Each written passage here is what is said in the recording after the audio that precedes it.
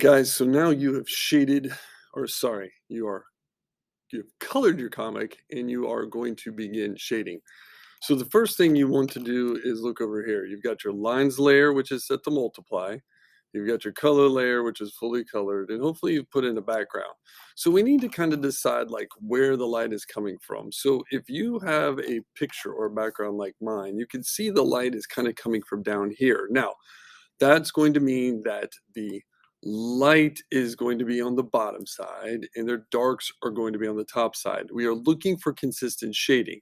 So you need to see where your light's coming from. Lights will be on one side, darks will be on the other side. If your picture doesn't have a particular light source, then just go ahead and choose a light source. It needs to be consistent. So pick like the sun's up here and the light shining down this way, just like you would see your shadow on the sidewalk, light on one side, dark on the other.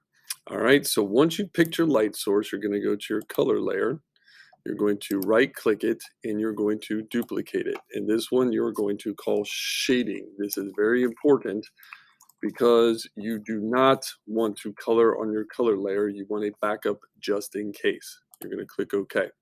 So now you can see here I've got my shading in my color layer. All right, now you're going to pick a color. So I'm going to come over here, grab my magic wand tool, and I'm going to start with Superman's blue. Hold the shift button and you can pick all of Superman's blue. And you will do this for each color that you would like to shade. Now I've already determined that my shading is going to be down here, or sorry, my light's down here. So that means I'm going to have lights down here and I'm going to have darks over on this side. Remember, you can use the eyedropper tool to pick your color. All right.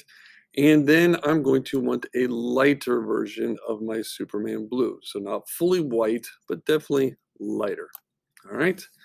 You're going to come back over here, grab your brush, make sure it is set to a soft round brush, and you want it to be a decent size. Now, by decent size, you don't want it like big enough to fill, and you don't want it small enough that it's going to create a little dot. We want like, I'm going to call it like an eraser head size on a regular pencil. And you are just going to pretty much like go ahead and kind of put shadow where it's supposed, or light where it's supposed to go. So I know he's going to have light here. He's going to have light through here. He's going to have light through here. He's going to have light all through here.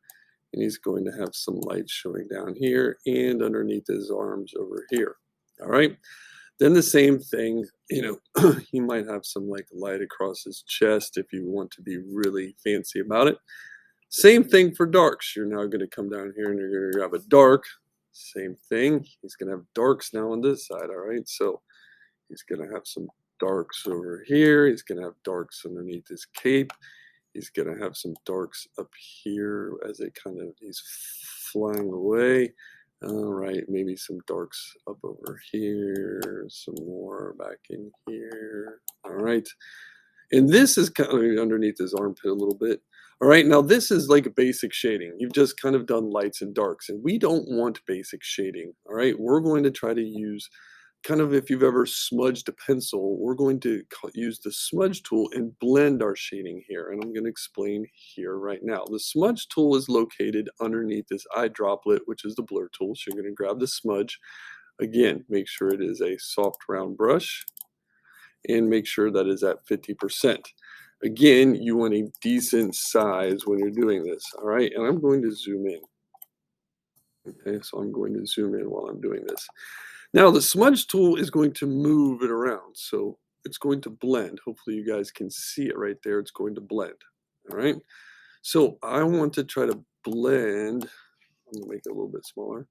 I'm going to try to blend my shadows to kind of match the muscles. You can see the artist has drawn the muscles here in like this C shape. So I'm going to blend my muscles or my shadow to kind of fit his muscles. So I'm going to take my tool here and I'm going to kind of blend it in. I'm going to blend it in a little bit, and I just want it to kind of match the shape of the muscles. So I'm going to blend it in to kind of fit his kneecap and fit his thigh there. I'm going to come down to fit his thigh up here, maybe draw a little bit in there. Needs to fit his pectoral muscle up here. Needs to fit his muscle in here. And you're going to work your way around your picture and try to shape your muscles. Now be careful, you can grab too much stuff, and that would be bad. So when you're doing this, you need to carefully shape your shadows to kind of fit the muscles. All right, shape your shadows to kind of fit the muscles. Once you've shaped the shadows in the once you've shaped the shadows in the blue parts, you're going to come back up here, pick another color. Just go grab the cape and you'll shape the colors in the cape. You can shape the colors in the skin. All right.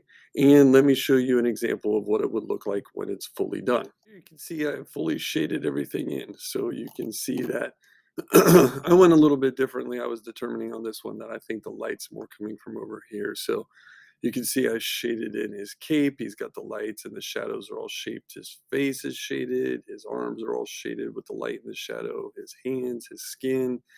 If I come down here to Batman, boots, everything is shaded. Now I'm going to put some carbon fiber details here and some other stuff for his rope that he's hanging as other parts of my realism. But as far as shading goes, you want to make sure that you touch on all areas of your project. Make sure to first do the brush shading and then do the shading, or I'm sorry, the smoothing of the shading with the smudge tool. All right, guys, good luck shading.